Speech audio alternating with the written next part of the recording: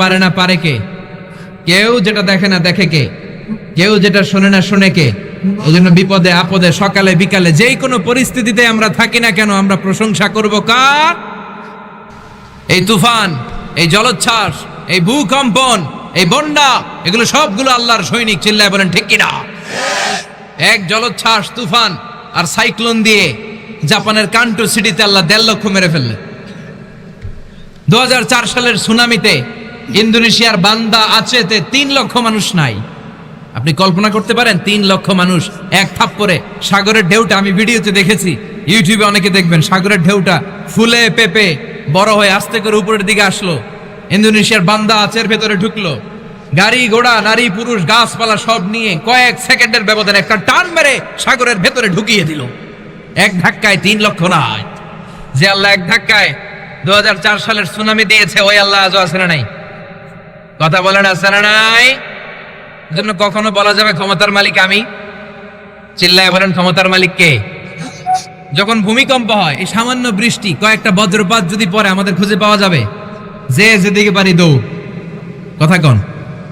তারপরে আকাশ থেকে মাঝে মাঝে শিলা বৃষ্টি হয়, এত বড় বড় যদি শিলা পড়ে, আমরা দাঁড়ায় থাকতে পারবো? কথা কন। এসিড বৃষ্টি হয়, উল্কা বৃষ্টি হয়।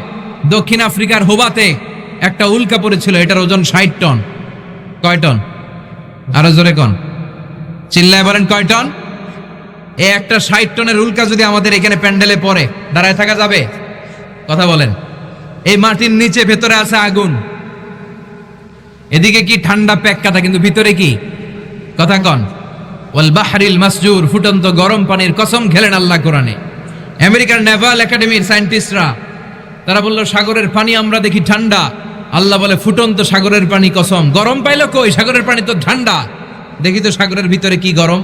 ওরা পাইপ ঢুকাতে শুরু করলো রিসার্চের জন্য। ঢুকাতে ঢুকাতে সাগরের ভিতরে তারা পেয়ে গেল সাগরের তলা, এরপরে পাললিক শিলা, রূপান্তরিত শিলা, মার্বেল পাথরের শিলা, আগ্নেয়গিরির শিলার পরে যখন পাইপ ঢুকায়, তারা দেখে পাইপ আর টিকে থাকে না, পাইপগুলো গলে গলে পানি আর ধোয়া হয়ে যায়। তার মানে ভেতরে আগুন মজুদ আছে না নাই? চিফ সায়েন্টিস্ট বলে, এই আগুনের তাপমাত্রা কত আমার একটু দেখা দরকার। I need fire proof pipe. আমার ফায়ার প্রুফের পাইপ লাগবে, যেই পাইপে আগুন লাগালে আগুন ধরে না। Bring the fire proof pipes from United states of America. America থেকে ফায়ার প্রুফের পাইপ আনো। জাহাজ দিয়ে নিয়ে আসা হলো। এবার ফায়ার প্রুফের পাইপ ঢুকাতে শুরু করছে, যেই পাইপে আগুন ধরে না।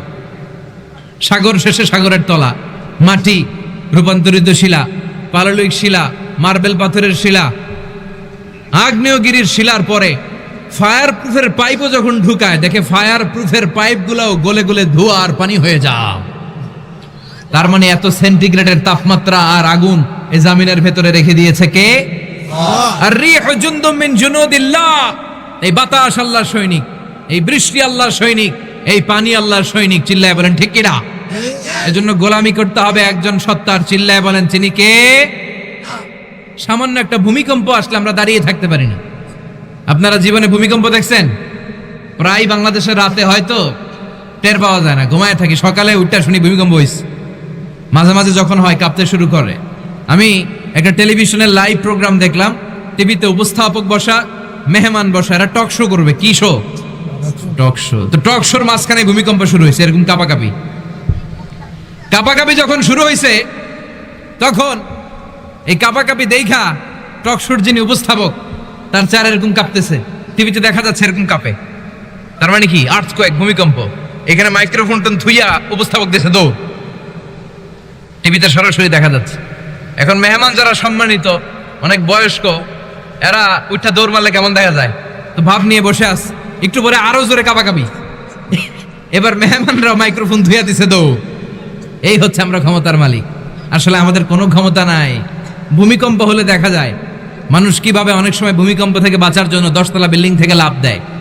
ছোট বাচ্চাটাকে নিয়ে দৌড়াবে, না নিজেই দৌড়াবে, না স্ত্রীকে ডাকবে, কে একটা ত্রাস সৃষ্টি হয়ে যায়। এগুলোই প্রমাণ করে আমাদের হাতে কোনো ক্ষমতা নাই। ক্ষমতার মালিক হলো একজন। চিৎকার করে বলেন তিনি কে? আল্লাহ। এক জেলা থেকে আরেক জেলায় বিমানে ভ্রমণ করি, মেঘ আর বৃষ্টি যেদিন থাকে বিমানটা কাঁপে। আল্লাহ রে, তখন জিকির করতে করতে বিমানের ভিতরে কান্নার রোল পড়ে যায়। বিমানের ভেতরে আস্তিক নাস্তিক, হিন্দু বৌদ্ধ খ্রিস্টান শক্তিশালী, দুর্বল নারী পুরুষ সবাই তখন জিকির করে একজনের, তিনি কে? আল্লাহ। আমি একবার তুফানে পড়ছিলাম লঞ্চে, ওই লঞ্চ ডুবে যাওয়ার উপক্রম, শেষ সময় আল্লাহ আমাদের বাঁচিয়ে দিয়েছেন। আমার আজ মনে পড়ে ওই লঞ্চ যখন ডুবে যাবে সবার চিৎকার, বাঁচাও। আমি বললাম কে বাঁচাবে? কই হুজুর আমনে। আমি নাকি বাঁচাম? তো আমি গেলাম, আমারে বাঁচাবে কে? কই আল্লাহ।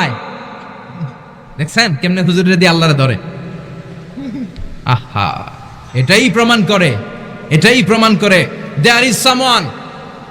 there is someone much powerful who is dominating everything on earth. একজন মহা শক্তিধর তিনি আছেন, he is controlling everything, যিনি গোটা বিশ্বের সবকিছু দেখেন, সবকিছু অবজার্ভ করেন, তার অর্ডারে পৃথিবীর সবকিছু হয়। চিল্লায় বলেন ঠিক কি না? আল্লাহ বললেন সূরা মুলকটা একটু পড়ো, একটু মেধা খাটাও, একটু চিন্তা করো, তুমি আমারে খুঁজে পাবা। সুবহানাল্লাহ পড়ো। কক্সবাজার গেছেন কারা কারা? হ্যাঁ, এই কয়েকজন মাত্র। মাধবকুণ্ড গেছেন কারা কারা? হকলে গেছি, হকলে। মাশাআল্লাহ, মাধবকুণ্ড তো বাড়ির লাগি একেবারে সবাই। তো এই মাধবকুণ্ড ঝর্ণার পাশে যখন দাঁড়াবেন, ঝর্ণার দিকে তাকান, ঝর্ণার একটা ভাষা আছে। কক্সবাজারে সাগরের ঢেউগুলোর দিকে তাকান, সাগরের একটা ভাষা আছে, ওই ভাষা বোঝার চেষ্টা করবেন। জলপ্রপাতের ঝরো ঝরো পানির একটা ভাষা আছে, বজ্রপাতের একটা ভাষা আছে, ঝিরিঝিরি বৃষ্টির একটা ভাষা আছে। ওই হৃদয় যদি থাকে, ওই কান যদি থাকে, ওই ঝিরিঝিরি শব্দ আর আওয়াজের ভেতরে আপনি আল্লাহর নাম খুঁজে পাবেন। কথা কোন ঠিক কিনা? আল্লাহ বলে সাগরের দিকে তাকা, বৃষ্টির দিকে তাকা, জলপ্রপাতের দিকে তাকা, ঝর্ণার দিকে তাকা।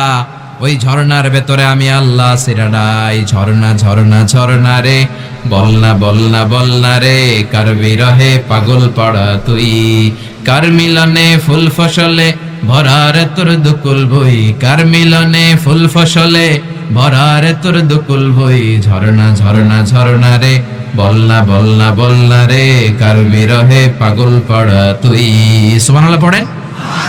তার মানে একজন আছে যিনি সব নিয়ন্ত্রণ করছে। আল্লাহ বলে এই সূরা মুলক যদি পড়ো তাহলে তুমি আমারে খুঁজে পাবা। সে আল্লাহ বললেন তাবারাকাল্লাযী বিয়াদিহিল মুলকু ওয়া হুয়া আলা কুল্লি শাইইন কাদির। সুমহান সেই সত্তা যার হাতে ক্ষমতা, ক্ষমতা কার হাতে? আমাদেরকে আল্লাহ কিছু ক্ষমতা দিয়েছেন কিন্তু লিমিটেড। আসলে আমাদের কোনো ক্ষমতা নাই। চিৎকার করে আবারও বলেন ক্ষমতার মালিক কে? 5 বছর 10 বছর করে ক্ষমতায় বসতে হয়। তো আমার আল্লাহ যে বললেন তার হাতে ক্ষমতা, ক্ষমতার চেয়ার আমার আল্লাহ। আমার আল্লাহ কয় বছরের জন্য ক্ষমতার চেয়ারে বসা? 20 বছর, 100 বছর, 500 বছর? এই যে বলছে অনন্তকাল। তিনি চিরকাল ক্ষমতার চেয়ারে বসা, অনাদিকাল থেকে তিনি আছেন, অনন্তকাল পর্যন্ত থাকবেন। চিল্লায় বলেন ঠিক কিনা? আবার পৃথিবীর অনেক দেশের ডেমোক্রেটিক সিস্টেমে ভোটে জিতে ক্ষমতায় আসতে হয়। যেমন আমাদের দেশে ভোটাভুটি আছে না নাই?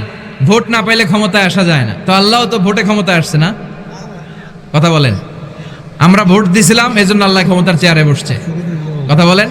আল্লাহ বলে আমার ভোট লাগে না, আমার গণতন্ত্র লাগে না, রাজতন্ত্র লাগে না, স্বৈরতন্ত্র লাগে না, আমি সৃষ্টি শুরু থেকে ক্ষমতার চেয়ারে বসা, আমি আজীবন ওই ক্ষমতার চেয়ারে থাকবো। চিৎকার করে বলেন ঠিক কিনা?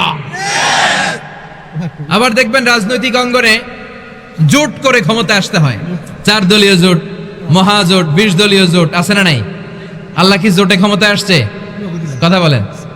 আবার অনেক দেশে দেখবেন আন্দোলন করে যিনি ক্ষমতার চেয়ারে বসে তারে নামিয়ে দেয়া যায় কি যায় না? গণ অভ্যুত্থানে ক্ষমতার চেয়ার থেকে নামিয়ে দেয়া যায় কি যায় না? মিলিটারি বিদ্রোহ যদি হয় চেয়ার থেকে সরিয়ে দেয়া যায় কি যায় না? এখন এই অনুযায়ী আমরা যদি পৃথিবীতে আল্লাহর বিরুদ্ধে বিদ্রোহ করি, আমরা পৃথিবীতে 700 কোটি মানুষ, আমরা সবাই ঘোষণা দিলাম আল্লাহরে মানি না, আমাদের দাবি মানতে হবে, নইলে আল্লাহর গদি ছাড়তে হবে। আমরা আন্দোলন করলে আল্লাহর ক্ষমতা নাই। কথা কক্কা? হ্যাঁ, আল্লাহর ক্ষমতা থাকবে। হ্যাঁ থাকবে। আচ্ছা, জিন জাতিরা যদি বলে ও মানুষ তোরাও মানিস না, আমরাও মানি না, ফেরেশতারাও যদি বলে ও মানুষ আর জিন তোরাও মানবি না, আমরাও মানবো না, মানুষ জিন ফেরেশতা 3 দলীয় মহাজোট। মানুষ জিন ফেরেশতা ভাই ভাই, আল্লাহর আর রক্ষা নাই। এরকম আন্দোলনে যদি নেমে পড়ি আল্লাহর ক্ষমতা কমবে? কথা বোঝে না মনে হয়? আল্লাহর ক্ষমতা 1 ইঞ্চিও কমবে? আল্লাহ বলেন ওয়ালাম ইয়াকুল্লাহু শারীকুম ফিল মুলকি ওয়া কাব্বিরহু তাকবীরা। আমার ক্ষমতার কোনো শরীক নাই, কেউ আন্দোলন করে আমার ক্ষমতার চেয়ার থেকে নামাতে পারে না। আমি আল্লাহ চিরকাল ক্ষমতার চেয়ারে বসে থাকবো। চিল্লায় বলেন ঠিক কিনা? তাহলে প্রথম আয়াত থেকে আমরা বললাম বিয়াদিহিল মুলক, ক্ষমতা কার হাতে? আরো জোরে কোন? ওয়া হুয়া আলা কুল্লি শাইইন কাদির, তিনি সব বিষয়ের উপর ক্ষমতাবান। আজকে প্রথম আয়াত বললাম আর শেষ আয়াত বলে শেষ করছি। শেষ আয়াতে আল্লাহ বললেন কুল আরাআইতুম ইন আসবাহা মাউকুম গাওরান ফামান ইয়াতিকুম বিমাইন মাইন। বলো দেখি সবে শুকাইয়া যদি যায় এই পৃথিবীর পানি, তাহলে হেথায় তটনির ধারা কে দিবে সবারে আমি। সুবহানাল্লাহ পড়েন। আল্লাহ একটা প্রশ্ন রেখে শেষ করেছেন। আল্লাহ বলতে চাচ্ছেন এই যে গোটা বিশ্বের পানি তোমরা দেখতে পাও, এই পানিগুলো যদি মাটির নিচে চলে যায়, একদিন সকালে ঘুম থেকে উঠে দেখলে ট্যাপের ভিতরে পানি নাই, টিউবওয়েল চাপলে পানি নাই, বাজারে কিনলে পানি নাই, মাম ওয়াটার নাই, ফ্রেশ নাই, কোনো পানি নাই, ফলের ভিতরেও পানি নাই, ডাবের ভিতরেও পানি নাই, গ্যান্ডারের ভিতরেও পানি নাই, তখন তোমাদেরকে পানি এনে দিবে কে? হ্যাঁ, আমাদের পানি সম্পদ মন্ত্রী, আমাদের প্রধানমন্ত্রী? কথা বলেন। একটা ফোঁটা পানি পৃথিবীর সবাই মিলে বানাতে পারবো? পানির মালিক কে? এই পানি আকাশ থেকে নাজিল করেছে কে? আবার রব্বুল আলামিন বললেন গোটা বিশ্বের পানির মধ্যে আমি 2 কিসিম বানালাম। একটা পানি বানালাম হাদা আযবুন ফরাত, মিষ্টি পানি, মিঠা পানি। আবার আরেক কিসিম বানালাম হাদা মিলহুন উজাজ, লোনা পানি, সুন্দর ফুল, সুন্দর ফল, মিঠা নদীর পানি। আল্লাহ তোমার মেহেরবানি, তুমি কতই দিলে রতন, ভাই বেরাদর পুত্র স্বজন, ক্ষুধা পেলে অন্ন যোগাও, মানি চাই না মানি। আল্লাহ তোমার মেহেরবানি। ঠিক কি না? লোনা পানি মিঠা পানি বানাইছে কে? সাগরে জোয়ার ভাটা পানির মধ্যে তৈরি করে কে? আবার 2 সাগরের পানি 2 কালার, একটা কালো ঘোলার, একটা ধবধবে সাদা সুন্দর।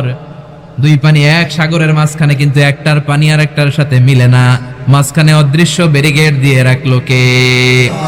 মারাজাল বাহরাইনি ইয়ালতাকিয়ানি বাইনাহুমা বারযাখুন লা ইয়াবগিয়ান فبأي آلاء ربكما تكذبان। 2 দরিয়া এক জায়গা দিয়ে বয়ে যায়, একটার পানি আর একটার সাথে মিলে না। ঠিক কি না? এই পানির অপর নাম যেমনি জীবন, আবার পানির অপর নাম মরণ।